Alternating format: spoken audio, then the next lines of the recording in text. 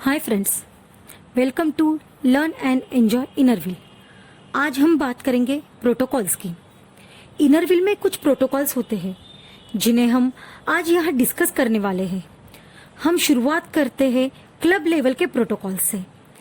Club के जो भी फंक्शंस होते हैं यानी installation, DC visit, club meetings, इन सभी में जो क्लब की प्रेसिडेंट होती है वो प्रिसाइड करती है। प्रिसाइड करना यानी अध्यक्षता करना होता है, यानी मीटिंग को कॉल टू ऑर्डर करने का अधिकार अध्यक्ष को रहता है। इसलिए बाकी के उपस्थित आईडब्ल्यू के सारे मेंबर्स किसी का रिपोर्ट देने, किसी का परिचय देने या कोई और बात कहने जब आगे आते हैं तो उन्हें सबसे पहले प्रेसिडेंट को ही संबोधित करना चाहिए। अगर क्लब में डिस्ट्रिक्ट चेयरमैन उपस्थित है तो भी सबसे पहले प्रेसिडेंट और दूसरे नंबर पर डिस्ट्रिक्ट चेयरमैन को संबोधित किया जाता है।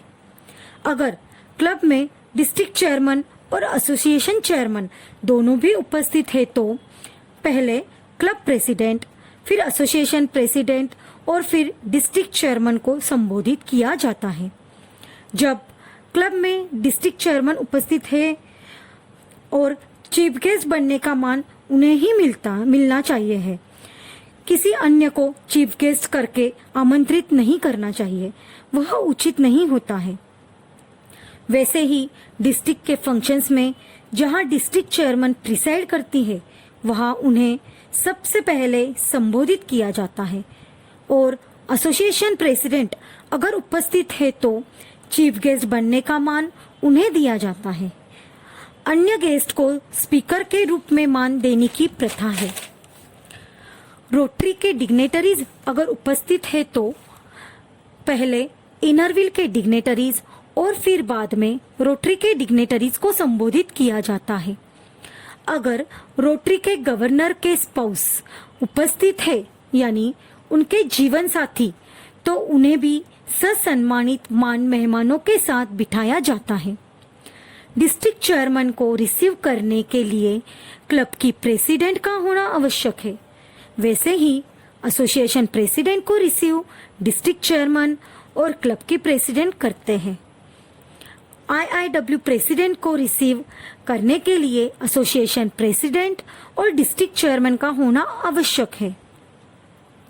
जब कोई कार्यक्रम होता है तो जो एस्कॉर्ट करने वाले पीपीज या पीडीसीज होते हैं उन्हें गेस्ट या पर्टिकुलर ऑफिसर्स को मंच पर उनके नाम के पट्टी के सामने वाले कुर्सी पर एस्कॉर्ट करना चाहिए।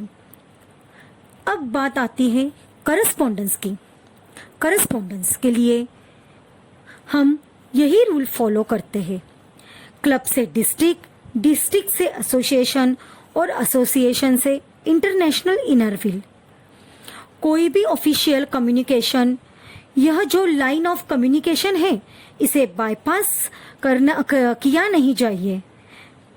हाँ, ग्रीटिंग्स, शुभकामनाएं, इनविटेशंस या न्यूज़लेटर आप डायरेक्ट भेज सकते हैं। क्लब की क्यूरीज भी प्रेसिडेंट द्वारा ही डिस्ट्रिक्ट चेयरमैन तक पहुंचनी चाहिए।